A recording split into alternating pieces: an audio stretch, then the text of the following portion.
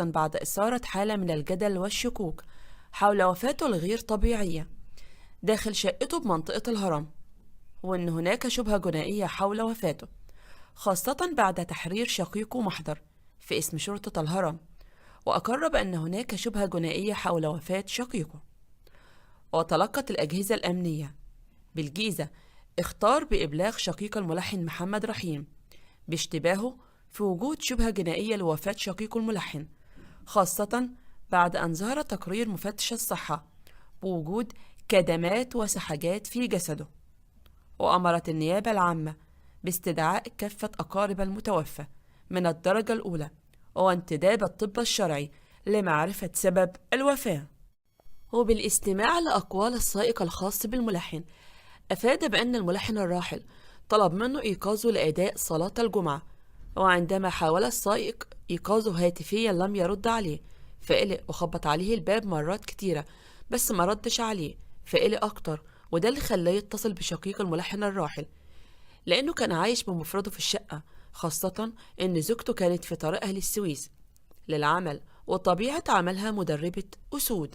وبالفعل حضر شقيق الملحن الراحل وكسروا الباب واتفاجئوا بوفاته وسط صدمة وذهول من الكل، وعلى الفور اتصل بالطبيب ومفتش الصحة، وتبين من الكشف الظاهري أن الوفاة مر عليها أكثر من 24 ساعة، ويوجد انتفاخ بالجسد وزرقة شديدة بالوجه وخروج دم من الأنف ووجود خربشة بكف اليد اليمنى وجرح بزاوية الفم اليسرى وآثار كدمات باليد اليسرى، الأمر الذي جعل شقيقه يشك في أن الوفاة جنائية وأن هناك شبهة جنائية لوفاة شقيقه، علشان كده اتقدم ببلاغ وحرر محضر بالواقع.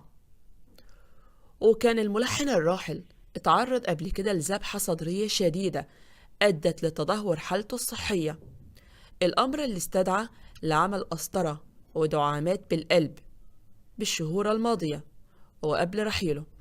وإن الفنان الراحل كان له تاريخ مرضي قبل كده، حيث كان بيعاني من الصرع وضيق بالتنفس بسبب التدخين. وبمعاينة شقة الملحن الراحل وبانتداب الطب الشرعي، أكدت جهات التحقيق أن الوفاة طبيعية بعد إجراء الفحوصات اللازمة على الجثمان والظروف المحيطة بالحادث. وأكدوا أيضا سلامة جميع منافذ الشقة وعدم تعرضها لأي آثار عنف أو كسر بالباب والنوافذ. وأفاد تقرير مفتش الصحة اللي تم انتدابه للكشف على الجثمان أن الإصابات التي كانت بالفم واليد والساق كانت ظاهرية ولا تدل على وجود شبهة جنائية. وفحص الشفاه والأنف بشكل دقيق تبين أنها كانت سليمة تماما، وتم استبعاد تعرضه للاختناق والاعتداء. وأشارت أيضا التحقيقات أن الكاميرات المثبتة في محيط المنزل لم ترصد أي تحركات مشبوهة في الساعات التي سبقت وفاة الملحن الراحل، مما يؤكد أن الوفاة طبيعية وليس هناك شبهة جنائية حول الوفاة. وأما بالنسبة للإصابات الظاهرية على الجثمان فتؤكد أن الوفاة طبيعية، وأن هذا النوع من الإصابات تحدث في حالة الوفاة الطبيعية نتيجة الانتفاخات التي تحدث في الجسم بعد الموت، والتي تؤدي لظهور آثار خفيفة على الجلد، مما يؤكد أن الوفاة طبيعية نتيجة أزمة قلبية مفاجئة. والفنان والملحن محمد رحيم اسمه الحقيقي محمد فتحي مصطفى، من مواليد 1979، درس في كلية التربية الموسيقية، وكانت بداياته الفنية مع الفنان حميد الشاعري اللي قدمه للفنان عمرو دياب، وكانت أغنية غلاوتك عام 1998 أولى أعماله الفنية.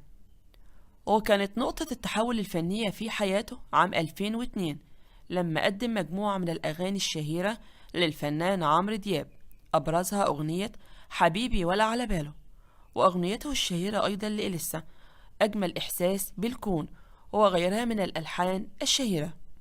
رحم الله الفنان الراحل وأسكنه فسيح جناته، ادعوا له بالرحمة والمغفرة. أتمنى الفيديو يكون عجبكم، وأتمنى تحطوا لي لايك للفيديو تشجيعا منكم ليا. انتظروني في فيديو جديد بإذن الله. دمتم في رعاية الله، والسلام عليكم.